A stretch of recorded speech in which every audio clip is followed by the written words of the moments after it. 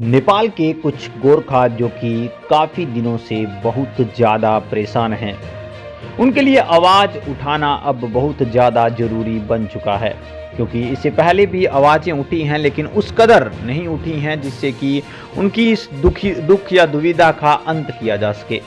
नमस्कार, मैं PM DNS Singh और आप देख रहे हैं कमाल यार। इस वीडियो में हम कंप्लीटली जानेंगे कि आखिरकार अब भी रूस और यूक्रेन के बीच जो युद्ध है उसके बीच यहाँ पे नेपाल के गोरखा फंसे हुए हैं, और वो भी बिना मतलब ऐसा कहा जा सकता है। जरूर एक बार अंतर्लोभन दिया गया था, लेकिन उसका असर और इसके साथ साथ इससे पहले का असर बहुत ज़्यादा है, और जिसकी बदौलत अब नेपाल के इन गोरखाओं की फुल काउंटिंग होने के बाद एक बहुत ही ज़्यादा दिल को दुख देने वाली खबर निकलकर सामने आ रही है कि किस तरह से इन लोगों को ज़िंदगी वापस दी जाए, या फिर ऐसे कह सकते हैं कि एक अच्छा जीवन प्राप्त करा जाए। इसी के बारे में जानेंगे, वीडियो के अंत तक बने रहिए। और अगर आप चैनल पर नए हो चैनल को सब्सक्राइब करके बेल आइकन दबा लीजिए ताकि आपको पूरा अपडेट भी सबसे पहले मिल सके। चलिए वीडियो को शुरू करते हैं। रूस और यूक्रेन के युद्ध में दुनिया भर के लोग रूसी सेना में भर्ती हुए। कुछ देशों के लोग जानबूझकर सेना में शामिल हुए, वहीं कुछ लोगों को धोखे से शामिल कर लिया गया।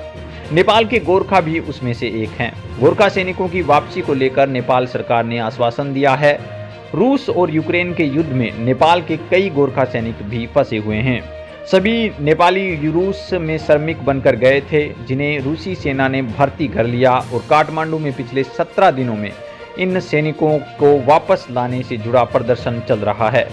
इसे लेकर अब नेपाल सरकार ने आश्वासन दिया है कि वो उनकी मांगों का ध्यान रखेंगी। रूस में फंसे नेपाली सैनिकों के परिवार का प्रदर्शन 5 मई को खत्म हो गया है। रिश्तेदारों ने अपने परिजनों की सुरक्षा वापसी सुनिश्चित करने के लिए अधिकारियों पर दबाव डाला है। परिवार की ओर से रखी गई मांगों में रूसी सेना में मौजूदा नेपाली नागरिकों को सुरक्षित वापस लाना, युद्ध में घायल लोगों के लिए मुआवजा और मेडिकल सुविधा, यूक्रेन में कैदी के रूप में रखे हुए 5 नेपालियों को सुरक्षित निकालना, मृत सैनिकों के शवों को लाना और रूसी सेना की ओर से मुआवजा शामिल करना। प्रधानमंत्री कार्यालय और मंत्रिपरिषद ने एक बयान जारी किया और राजनीतिक चैनलों के जरिए इन मांगों को संबोधित करने की प्रतिबद्धता को पुष्टि करी है। मैं आपको बता दूं कि रूस में अभी लगभग 15,000 नेपाली हैं। नेपाली अधिकारी ने खुलासा किया है कि वे यहाँ पे रूसी सेना में नेपाली भाड़े के सैनिकों के 200 से ज़्यादा परिवारों के संपर्क में हैं।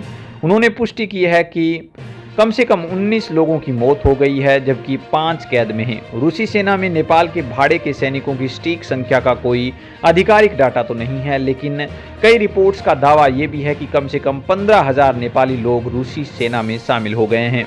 रूसी सेना की ओर से कथित तौर पर $2,000 प्रति माह देने का वादा किया गया था। गोरखाओं के साथ ये भी धोखा हुआ है।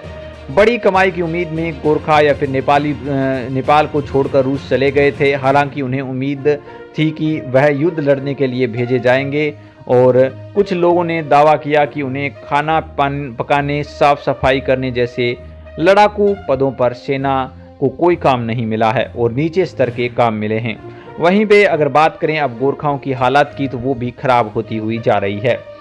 जिस प्रकार उन्होंने कहा है कि ये भाड़े के यहाँ पे सैनिक हैं, जिनको हम मरने के उपरांत किसी भी प्रकार की सब्सिडी, किसी भी प्रकार का मुआवजा नहीं दे सकते, और ना ही हम कह सकते कि ये हुए हैं यहाँ पे शहीद, ऐसा दर्जा दे सकते।